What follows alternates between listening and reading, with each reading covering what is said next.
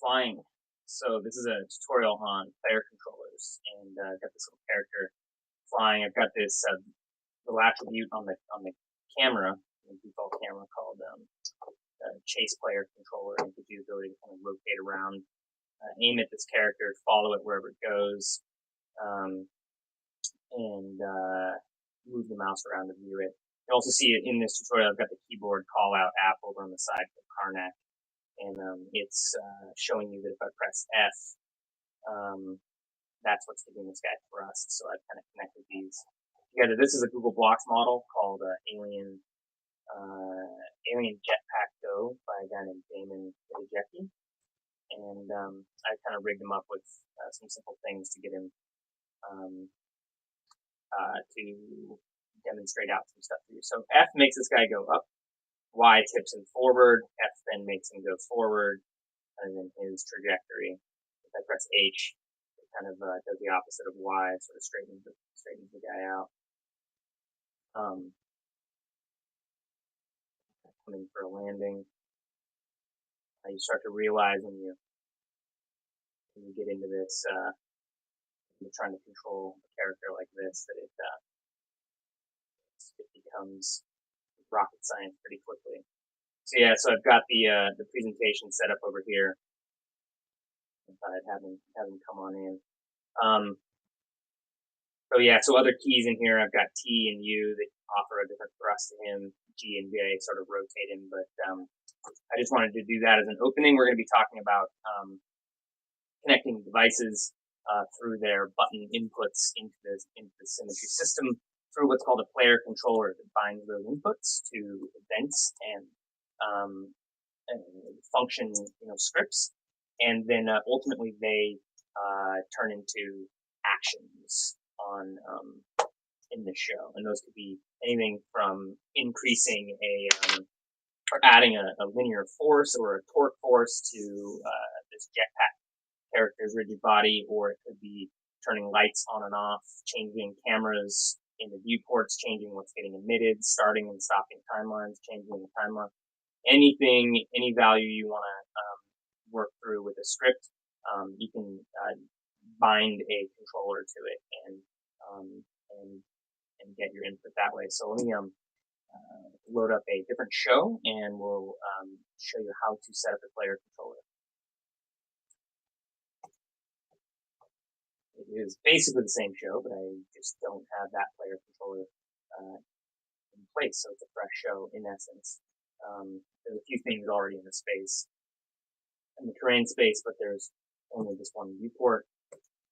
So, like I said, we're connecting devices and those buttons as inputs into through a player controller, binding them to events and function scripts, and ultimately then creating actions. So in our little tutorial here, we're going to press a button. We're going to press J to make this box hop up in the air, and then we're going to press and hold a different key to make it kind of fly off in the positive X direction, which is out this direction to the right. So let's talk a bit first about devices, and then we'll set up our player controller. So like I said, you're connecting to any of these things with buttons, MIDI, anything using MIDI controllers, game pads or game controllers. You'll want to plug those in to Simmetri before plug it into your computer rather, before starting Simmetri. Load up Simmetri, and then these things will be ready to be bound to different inputs in the Simmetri player controller. Keyboard, obviously mouse as well, and then the VR controllers, and they of course have different types of buttons, as do game controllers. They have these two-dimensional thumb pad controllers, and then sort of these on-off buttons, as well as these kind of sort of 0 to 1 kind of potentiometer style trigger variable value buttons. So what we do is we bind them, they come in, we consider them as inputs that are bound at a player controller, and they're going to drive some scripts. So what we want to do is we're going to make this, we're going to set up a system where pressing the letter J on our keypad makes this cube jump up in the air. So jumping up in the air is adding an impulse centrally to this object. So there's a function under a rigid body. If I press F1 over rigid body, oops, I'm sorry, excuse me. We'll just search in here. So you're in the documentation. If you press F1 over anything, it should take you to the documentation in Simmetri. And the method that we're going to be using is apply. We're going to apply both a central force will be our second thing, but our first thing is apply central impulse right there. So in fact, while we're here, we can just go ahead and copy it. It's lowercase a, capital C, capital I, apply central impulse. And we're going to write that script as soon as we connect up a player controller. So how does a player controller, where does it live in Simmetri? I'm going to teach you, it can live in three places really. It can live on an object that you might call your game object. It can live on a camera, and as you can have many cameras in the space, you might have player controllers on each camera. But the easiest way to think about this and the first way to begin is create a player controller on what's called an overlay viewport. So I'm going to teach you quickly about what an overlay viewport is, if you don't already know. If you do already know, you can kind of skip the next few minutes. Overlay viewport, like you can have many cameras and many viewports for those many cameras. The viewport is kind of the arrangement of the camera, and then sort of reading it top down, layers of things on top of that camera. It could be an exposure layer, it could be an image filter that lives in this viewport. It's a different way of arranging layers to view them and then interact with them in the space. And so what we have is, you can have many viewports, but there's one viewport that's called an overlay viewport. If we add it, overlay viewport, it sits on top of all the other viewports, and it's an important conceptual, it's an important concept, kind of conceptual object, the overlay viewport, because it's the place where you put kind of universal or like global items. As an example, maybe you want your logo or a website URL or something living on top of any camera. Maybe you've got a show where multiple cameras are getting switched out, and if those cameras are getting switched out, you don't want to put a screen layer, a two-dimensional layer on all of them. You want something living over the top of them. Additionally, this can work for soundtracks. Like if you're going to have audio that goes anywhere, no matter which camera you're in, or viewport you're in, or space you're in, this overlay viewport gives you the opportunity to put a soundtrack on over everything. It'll basically play at the same volume no matter where you go. And when you press this plus button and you say import background music track, this is exactly what Simmetri does to simplify that process for you. It's a background music track. It's not a spatial audio node or object. It's not a spatialized little sound that lives in the space. It's a soundtrack that lives on a global overlay viewport. And the overlay viewport comes in with a default overlay screen. You'll see me pressing W, A, and B, and I'm holding down the right mouse key. I can't navigate the terrain space while I'm in the overlay viewport. I have to be controlling the camera inside the terrain space. So if I'm selected on terrain space, I can navigate terrain space. But once I'm in the overlay viewport, I'm now in the overlay screen space. And that's a two-dimensional screen that's living on top of everything. And I'll give you an example. All these things become two-dimensional. So instead of a cube, box, we have a two-dimensional box. Instead of a sphere, we have a circle. These kind of things, rings, and text. So if you say you wanted to put a message on the screen, and now when I'm selected in the terrain space, you see that text goes everywhere, right? Whereas there's text that lives in the space, that sort of spatial text that's looking at my camera no matter where I go. If I fly up, it looks at me, but this text down below, kind of like a heads-up display in a way, but as an overlay. lives here in Overlay Viewport on the overlay screen in screen space. So it lives here. So that's where these objects are. They are two-dimensional objects in this on the screen space in the overlay viewport. So, for example, I can adjust, adjust their settings here if I wanted to make this screen below or something, and then crank up the HDR, something like that. So that's an idea of the type of what you're experiencing when you put in an overlay viewport. It's living on top of any of the viewports. Cool. One of the things that I recommend is, as you're now dealing with the viewports, just keep in mind that you're going to be regularly sort of moving between these two. And yeah, you'll want to just kind of, you might find yourself being like, why can't I move? Why can't I move? Or like, where's the other tools in the toolbox? Oh, I'm on the overlay viewport. Get back to the train space viewport. Then you can kind of, then you're navigating around as you're used to. So it's the overlay viewport where we're going to put this global player controller that's going to sort of be the master connector of device inputs to actions on screen. And so the way that we do that is on the overlay viewport, we select the overlay viewport itself and come up to properties. And on this top overlay viewport here, we're going to add what's called a player controller. So it says player controller attribute, and it lives now on this overlay viewport. And this player controller, you'll see this, the icon is kind of this gamepad, indicating kind of the buttons. And here's what it looks like. So over here, this should be expanded, but if it's not, hit this triangle. What we've got is this little plus button, this unassuming little plus button, and this is the button where we begin to add inputs. And so controller, you see the help text controller that represents user interaction with an object. So this button here. So we press plus, it's going to ask us which of the three types of inputs do we want, and I'll explain these really quickly. You've got an analog user input. This is meant to refer to those two-dimensional values of the thumb pad on a VR controller, or the thumb pads on little thumbstick joysticks in other MIDI controllers. This is a two-dimensional vector, x and y, each going from -1 to 1, and so yeah. So we'll move to the next one. The continuous button.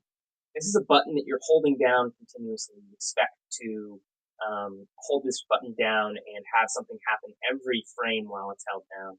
And so this basically either gets anything, it's a value from 0 to 1, and then at the very end when you release, it runs the script one more time with a 0. And we're going to go over this a little bit more in depth when we create one a little bit later. On off, this is a button that you press down and release. And so this is a function that gets called twice, once on down, once on release. And it sends in true when it's pressed down and false when it's released. But that's it runs itself twice. So this is the kind of user input that this is the kind of button press that we might like filter for true. We say if true, then do this thing, and that means like on the press it does a thing, not on the press and the release. So we're gonna start by creating one of these, an on-off button, and this is, we're gonna just basically press it, press the on-off button user input, and it populates down here. You're gonna see it says it may not be expanded. You'll hit the triangle to expand it. Unnamed on-off button user input. So the first thing you're gonna do is name it, and so we're gonna call this one jump, and it doesn't matter what you call it really. But just once you call it, keep it that. You'll see once you change that name, you're going to need to change the event, but you're going to want to call it basically just call it something. Don't use any spaces in it. And now I have this event that just popped up. It's called event on jump, and that's there's going to be a script that's associated with that. And so we're going to click this, and you'll see the Lua scripting window comes up, and we now have the ability to write a script that'll happen when jump is called. So the binding, so this is where you're going to press to assign the key. So to have the box jump, I'm going to press J. And so when you click this, it's going to ask you press a control. You can press J. If you move the mouse,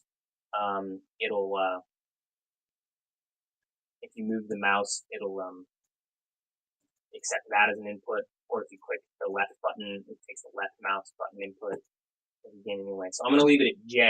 And so when I press J, it's going to fire this event on jump. It's going to run this script, the on jump. And when it does, it's going to pass in this B value or Boolean value. So it's going to pass in true when I press J down. It's going to pass it. It's going to run the script one more time and pass in false when I release the script. And so what I'm going to say is if the B, excuse me, B value is true, equals true, then it auto-populates N. And this is where I'm going to now write the function for applying a central impulse to the rigid body of this box.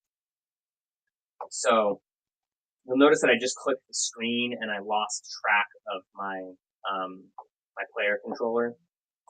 Remember, it lives on the Overlay Viewport. If you want to get back to it, it lives on this player controller. So what I recommend actually when you're this is a workflow consideration is when you're working on something that you're going to like keep repeatedly coming back to, like an object, use this little plus button down here to pin it as a tab to the property menu. So now, no matter wherever I go, whatever I select, I can always come back to that viewport here. The viewport property into the player controller. You might also accidentally close this or intentionally close this, and then you're working around. You're in the terrain space viewport. You're manipulating some properties, and then you want to add another or change something in the function. You can come up here, come back to this tab that's now pinned, and then you want to get into that open up that script. There's several ways you can do it. You can click on any of these events. They've got an underline as if they're a hyperlink. They are, and that'll open up the scripting window. Or as soon as there's an event on this player controller, it now shows that it has an object script. That's this. So you can also get into these by right-clicking on the object script and hitting edit code. Clicking here and hit edit code on that little triangle. This overlay viewport, now that there's object script, takes this little sub icon, this little pink bracket or chevron, I guess, /chevron.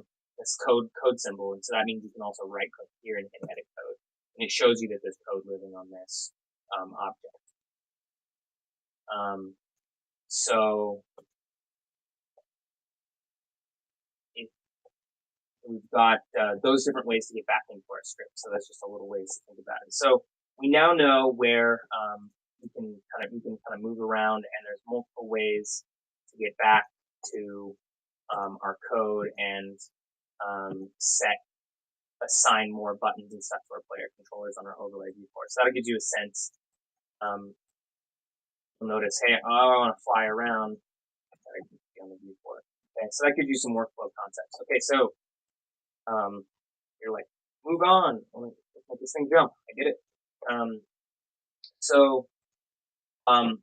We've got our script. Now we just need to make this object jump. And so we need to be able to select it. So this Lua scripting window will stay open no matter where we go until we close it, no matter which viewport we're selected on. So once we're selected on the train space viewport where this cube actually lives, we can now select that cube and make sure we're not confused. Like I select it, right? And it's actually here. Any object you select is under this selected tab. If you want to pin it, you press that and it becomes one of these tabs out here. So we navigate to the terrain space, select the box, make sure we're on selected, and now we can access this box in our script. So we're going to do, I'm going to do the shortcut by just bringing in its rigid body directly. And then I'm going to, actually I should be able to just hit Control V straight from the documentation. However, If I didn't do that, I could also press F1 on rigid body. Up will pop the documentation in the browser, and on rigid body, it'll be open to rigid body, and I can check out the methods. So we just looked at this.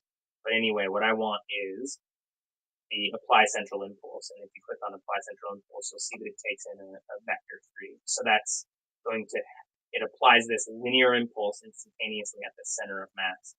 So that's the location on our rigid body, and then it's going to get this like impulse in some direction defined in a vector 3. This vector of impulse. Cool. So let's do that function. So we're going to say rigid body, and then we always do a colon.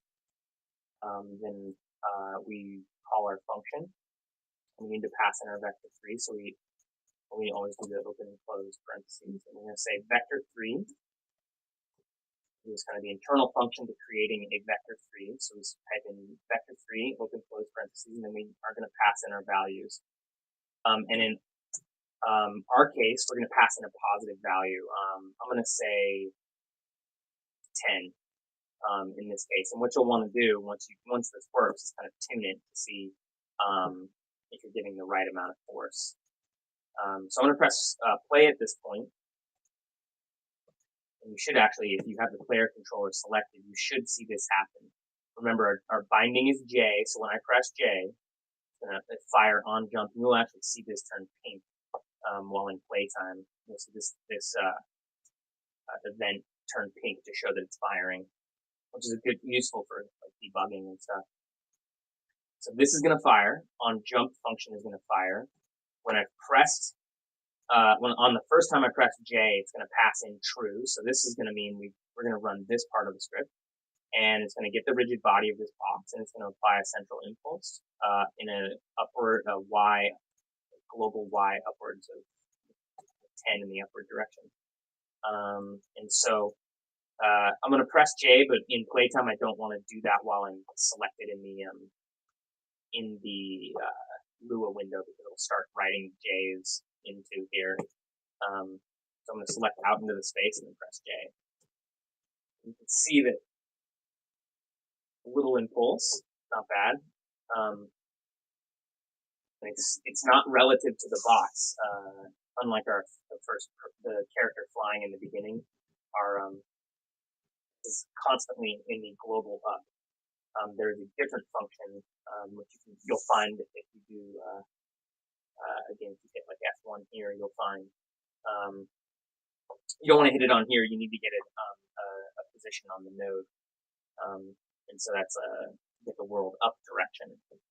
Get world up your that box, and then wherever it started, it'll apply that force here. So selecting here again, you can see me pressing in playtime. If I press J, we are now getting that upward thrust. So it's totally working. We found an object, and we found an input to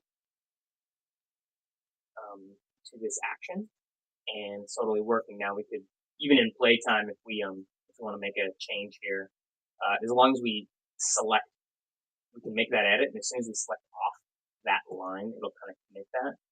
But we can select back into space, and now we have that, update. So I might say 100, I can edit that to 200 and kind of live test it. Again, you might find yourself, if you're live testing, and doing this. And then as soon as you click off that line with these J's, the script is like, what are you doing with these J's? And it throws an error. So you're going to actually have to stop and play again once you throw an error and see that red error message. But once you clean out the stuff that you accidentally wrote, you should be good to go. Okay, so that's a on-off button user input. Now, actually, let's leave this in something kind of functional, so I can let's get it 40 good. And you'll notice that when I press down J and hold it, it just ran the once. And when I release J, nothing happens. So it didn't run twice. And I'll show you that if I comment out these two lines, you'll see that if I press down J once, it runs, and then when I release, it runs again. And so that might be desired. Often it is not, but that's why I use that on the on-off button inputs. So now, let's make a different, let's make another input. This one we'll call fly to the positive x direction. We'll say fly pause x or something. So we're going to create a new input. So this is, we're going to have it, once it gets impulsed up in the air, now we're going to hold down a button to add a little bit of force every single frame while it's held. So and that force will be in the positive x direction. So let's go to the plus button. We're going to add a continuous button user input. Again, this one gets called every frame while it's held down. And we're going to call this one fly pause x. And then you'll see fly pause x is now the name, and then it just created a new event. And you'll notice that it's slightly grayer. It's a darker gray than this one. That means there has yet to be a function, or it's not yet in the object script. As soon as I press this, you'll notice that it's now a lighter color, and it's now here in my function. It's in my Lua script. And so I've got the function on jump. I've got the function on fly pause x. Okay. I'm going to define pause x by pressing the control as P. And so that's now I've got the default binding for jump is J, pause x is P, and on fly pause x, I'm going to get an F value. So that's a float value. So in the case of a keyboard, you're going to get a flat out 1. Every frame that we hold down P, this function is going to run. And that's like, it's going to run, and it's going to pass in a 1 as this F value. And you can use that F value if you want. Now, if you were connecting this to the controller of, say, the index controller on a Vive, and you press the button of the Vive down ever so slightly, it's going to start at 0, and then it's going to gradually go all the way up to 1. This may not be news to various people, but it's just worth noting. So you can use that F value as a variable to modify whatever effect you're creating. You might say, oh, I want like the velocity of something to be relative to this F value. So then you can kind of scale everything up from that. It's a useful scaler, and it's going to pass in every frame. We're not going to really do anything with it. We're just going to add a static amount of force at every frame. And we don't really have another option with the keyboard per se. But if we were to connect it to some other thing, like a MIDI controller with pressure sensitivity, we can use that value. So what we're going to do here, I'm going to actually just copy this, and from the up above, we're going to take the exact same script, and we're just going to modify it ever so slightly. So like I showed you earlier in the documentation, there's another function called apply central force. The reason I do this is impulse is an instantaneous amount of quite a bit of force. And so you actually want to use force, and you can go ahead and play around with it. You'll see that what you want is force that's integrated at smaller time steps. So we'll give this a shot.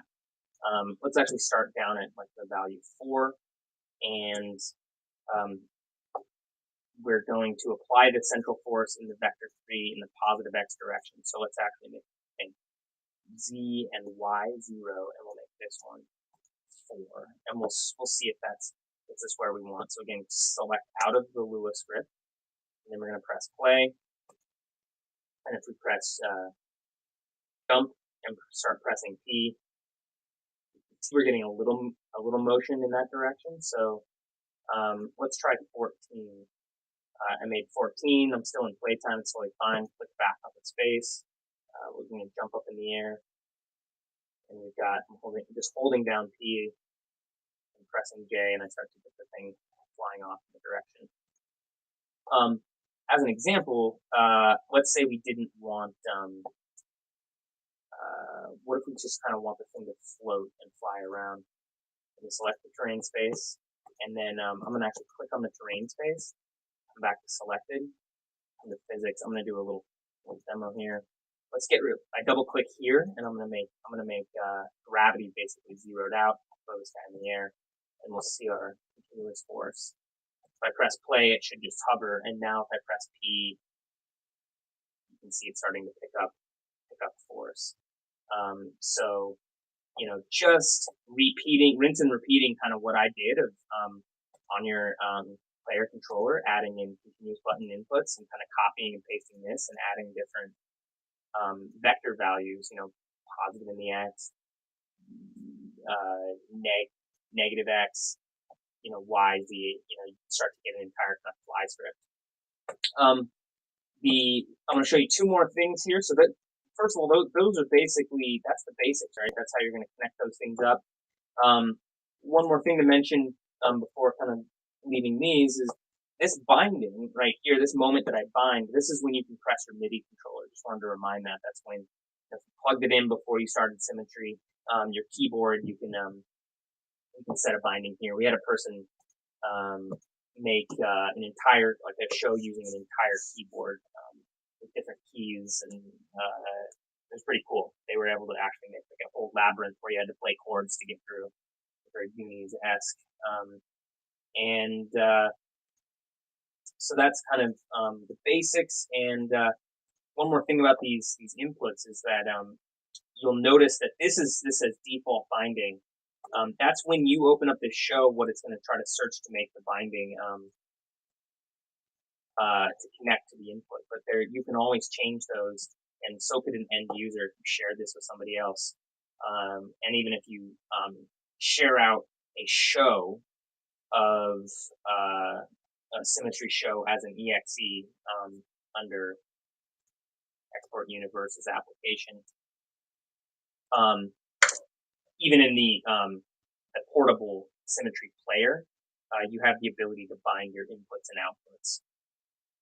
So the end user might have a different setup of like MIDI controllers or whatever, and you can change those after the fact. So the way to do that is under in the editor is under Edit, Preferences, Inputs. And you'll notice that we now have this thing called Player Controller Controls. And this is referring to our player controllers. And let me just teach you a good habit to be in. On our Overlay Viewport, where we have the player controller, at the top level of the player controller, right here is the name. And I might say something like Global Controls and give it a name, because once you get kind of advanced, you may create a couple different player controllers. Like you might have a specific one per viewport, and it then becomes useful to make sure that there's a name. So best practice: name your player controller, and then it'll show up here under Edit, Preferences. It's now called Global Controls, so it matches that player controller. And then you might have like something called Viewport to Camera Switcher controls, and that lives on that viewport. That would be another thing that you would do at a more advanced stage. So you'll see now under my, you'll have editing camera controls. These are here by default. These are always here on every show. And you can rebind them if you want. Like if you don't like to use, you know, WASD, or actually if you wanted to fly a camera around with a game controller, you totally can. The global controls.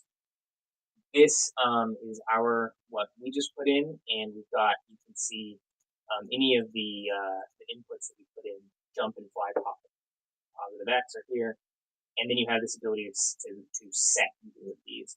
So you can set it, and if you see it's, well, now it's waiting for me to hit something, so I'll hit J again. But over here you see it move into it. It says press a control, and then J for jump.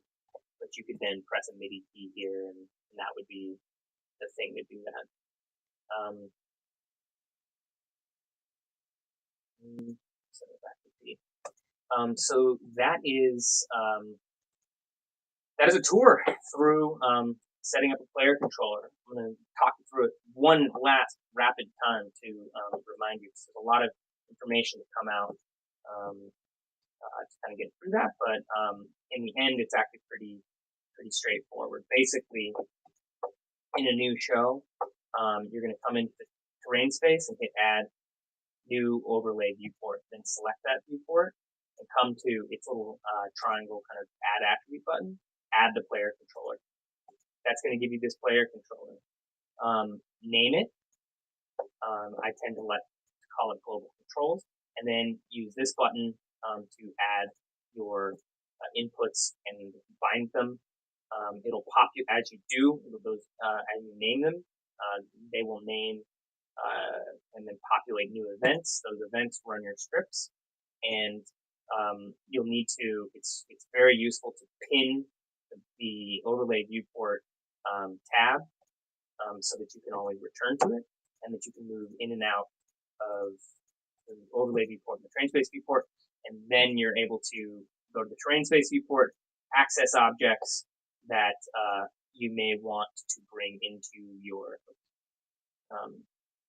you may want to drag into that script that lives over here. And because this is pink and you got object script here and object script here, you can right click to edit that code, and you can always come back to the code. And that should run it'll run the your functions in present time. Very last thing I'll say is that in present time, you'll notice that I can't move. I don't have camera controls explicitly defined in present time, and so you may want to use a couple of things. If I select on the terrain space and I come up here to properties, you'll see that the tab there's always this tab over here for camera. But if on camera, while selected on camera, if I come up and add an attribute to it, I can add something called a chase player controller or a tracking player controller. These are very useful. If I want to just have the camera pivot to look at, but not move itself in position, I can put this tracking player controller on. So I just added tracking player controller and it popped up here. And now I've got all these controls that you can fiddle with that involve auto zoom, tilt, the speed that it rotates. And what it's going to do is track a player node. And what's funny is there's a player node actually on the other side. That's my my jetpack guy. So what you need to do is to define the player node inside that viewport. So for this viewport, I now want to define this cube. This is the thing I want the camera to track, to rotate towards. If I select it and right-click it, I can say set as viewport player node, and that gives you this effect. So now the camera on play or on present will track. So you'll see that when I press jump, the camera tilts to follow it. If I hold down P, I'm getting the thing moving off in the X direction, and the camera will try to center it.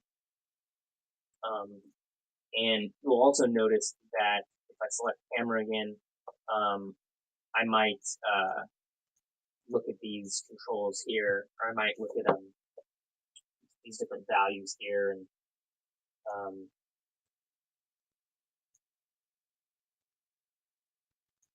different. You're gonna get a lot of output from that.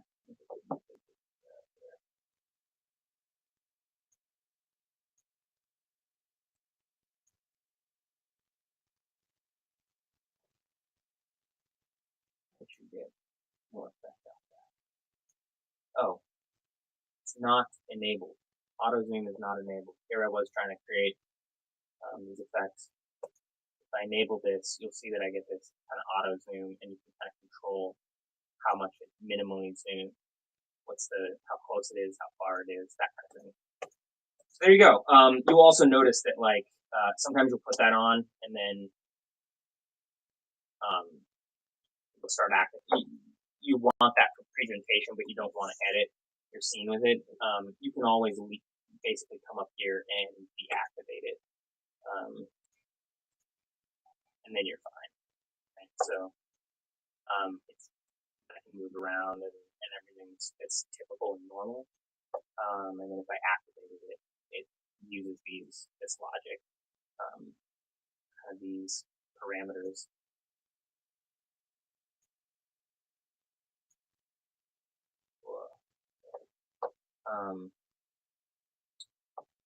All right, so I'm going to jump on out of here. So those are player controls, and then I'm going to show you some cool things to do with them in the next tutorials, including press to emit, changing out camera angles, like which camera is feeding my viewport, toggling off image filters, all kinds of stuff. So awesome.